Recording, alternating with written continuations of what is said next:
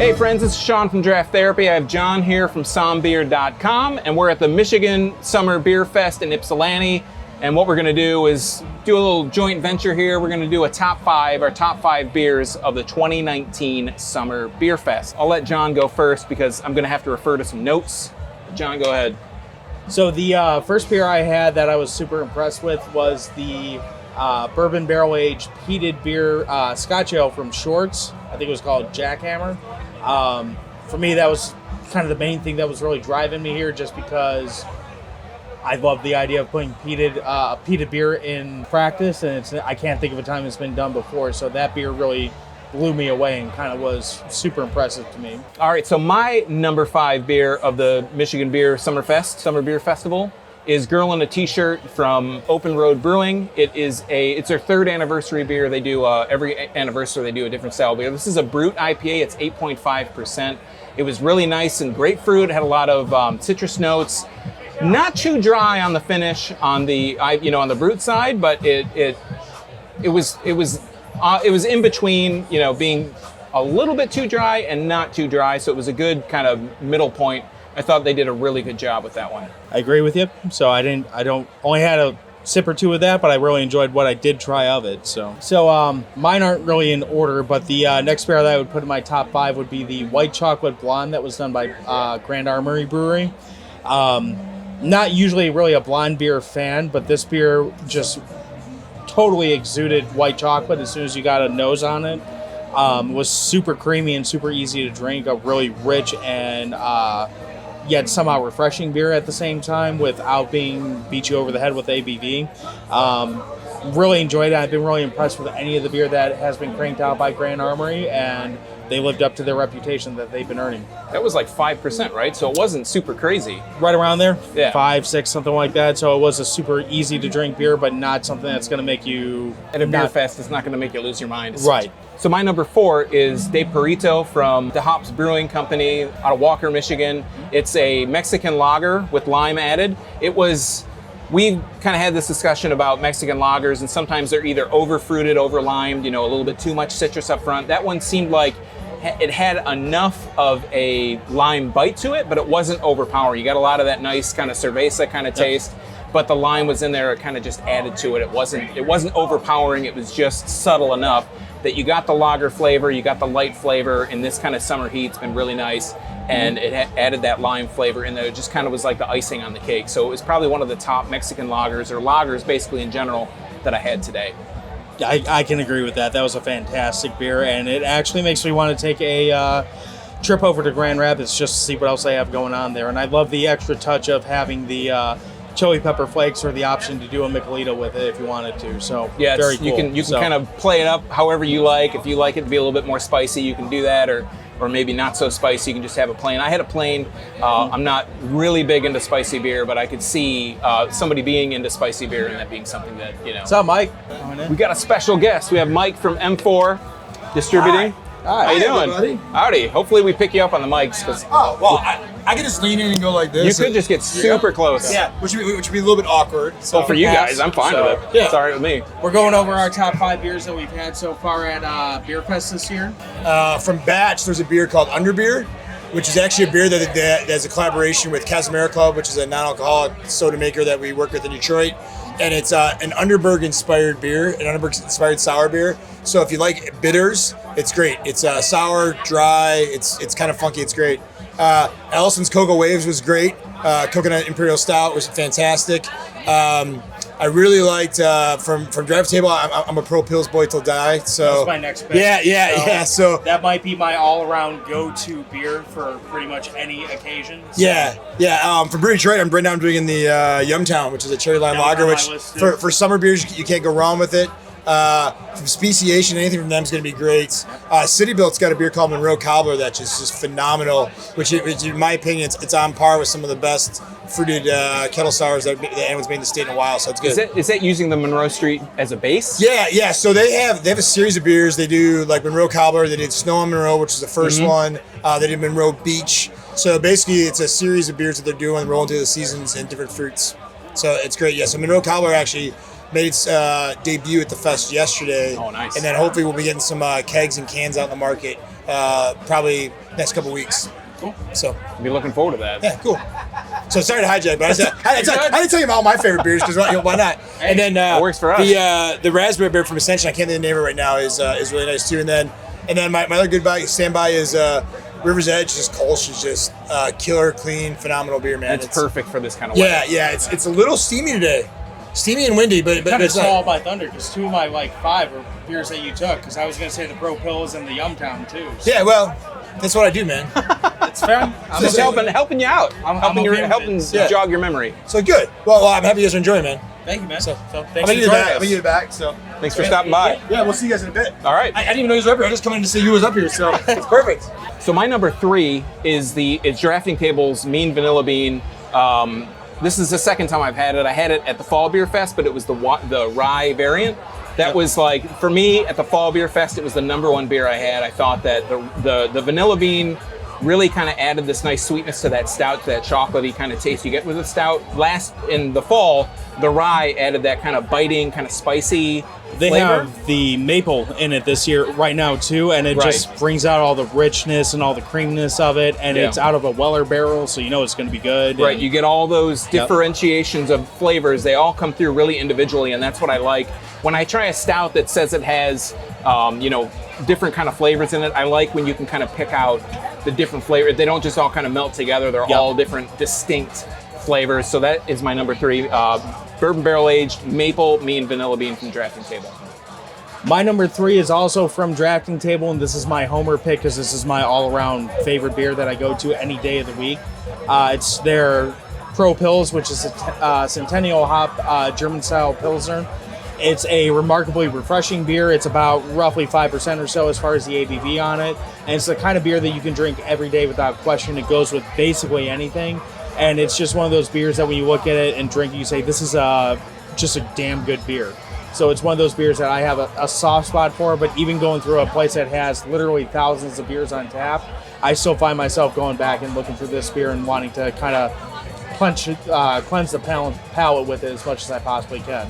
And it's not in my top, but I would totally agree with you.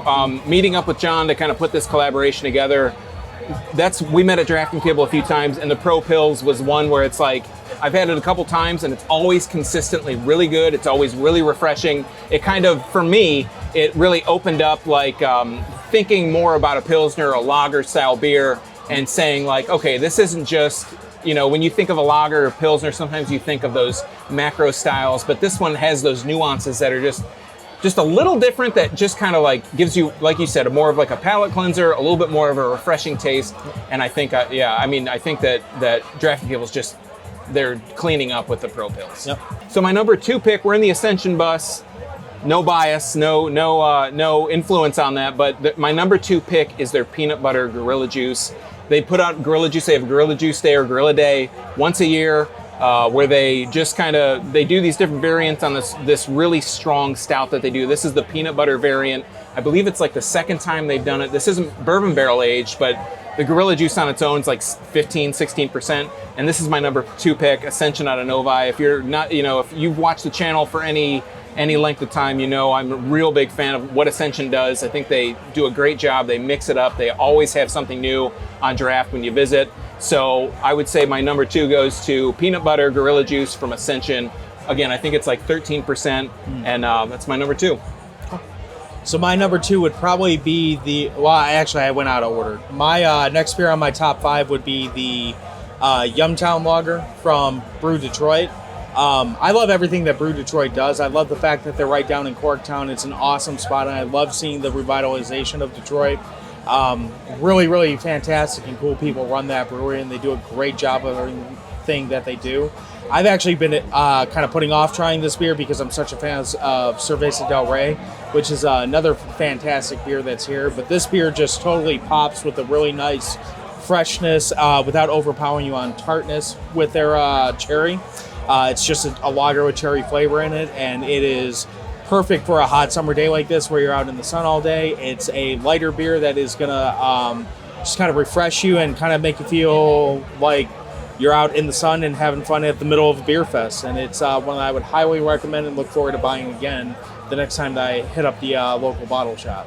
Yeah, and I had that last weekend, and it's like you get this really nice tart lime flavor, but you get that cherry in there too. So it's like they complement each other so well. I mean, you don't maybe necessarily think of lime and cherry necessarily going together, but the tartness and the sweetness of the cherry mixed with that kind of tartness of the lime really amps that flavor up. And it's, I mean, I think, you know, Yumtown's not my top, but I think it's a really great summer beer. It's one where if you're out, you know, at the lake enjoying the lake or out with friends, it's something, it's not super high ABV, but it's really refreshing, really crisp, and you can get that flavor out of it. And I think that's one you could drink like all day and just really enjoy it. So my last pick of my top 5 is going to be the Arbiter Schwarzbier by Earthen Ales. This is a beer that's actually a collaboration between Earthen Ales and Drafting Table. Getting it from Earthen Ales was kind of something I was looking forward to as a fan of Drafting Table. It's nice to see how beers that are collaborations compare when you get one from one brewery compared to another, the other side of that collaboration. Getting it from Earthen Ales, it felt a little more earthy, coincidentally, but still a little less rich than what it comes from when you get it at the tap room at Drafting Table. But it was a really nice change of pace. It wasn't something that kind of beat you over the head with its aggressiveness. It was just a really well done dark lager, and truthfully, you don't see enough of those in the brew scene anymore. So it's you see so many hazy IPAs and so many hop bomb IPAs and barrel aged beers. Getting something that's a well crafted Schwarzbier is a nice change of pace, and I really enjoyed trying it. All right, so my number one beer for the whole Summer Beer Fest has been Bombon de la Muerte from Oddside Ales. It's a bourbon barrel aged stout. And that just one from Oddside. I think Oddside does so many different styles. They're on the cutting edge of a lot of different styles. That they do so many different things well, but this is a bourbon barrel aged stout. It was an enthusiast hour pick, so you had to come in, you had to be an enthusiast to be able to try it. I don't know if they allow that after that first hour. It's whenever they run out. Yeah, so. But I think that it's available in bottles, and that was one that really just kind of blew me away. I'm a big stout fan. I know it's kind of my top 2 have been stouts. This is super hot, like Summer Beer Fest, and I'm in jeans and a t-shirt, so I'm not really appropriately dressed for the climate, but it's just like, you know, I always wore shorts. Yeah. So. When you have like a stout and you're in the heat, and you have a stout that just kind of pushes it over the edge for you, I think that's something that, you know, has to be noted. And Bombon de la Muerte it's just one of the top beers that I had.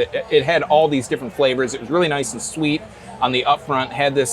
Didn't really have a lot of spice. I think I was expecting it to be a little bit spicier. Well, anytime you can mix Mexican chocolate into a bourbon barrel aged beer, you're usually going to come out with something complex and interesting. So right. Yeah, I didn't get a chance to try that one, but I have no doubt that would have been fantastic. So. Yeah, and I thought that was just something that was really impressive, especially, you know, seeing the trend that talking to a lot of brewers, the trend has been a lot of fruited beers, a lot of the lagers, obviously because it's warmer.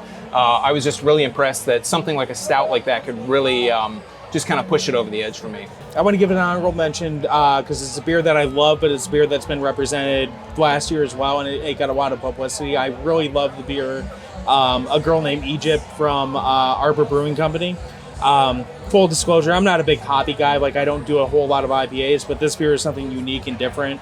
It's got a really delicate touch to it, being a white IPA. It's not nearly as abrasive as your typical double IPAs or your New England IPAs, and it's got a very well-balanced peach essence to it, and the beer itself goes to a really fantastic cause as well. You won't find a lot of better people in the state than the people at Arbor Brewing Company, and this is a beer that really deserves your attention. It's not worth just trying, but seeking out and grabbing a six-pack of or keeping around the house.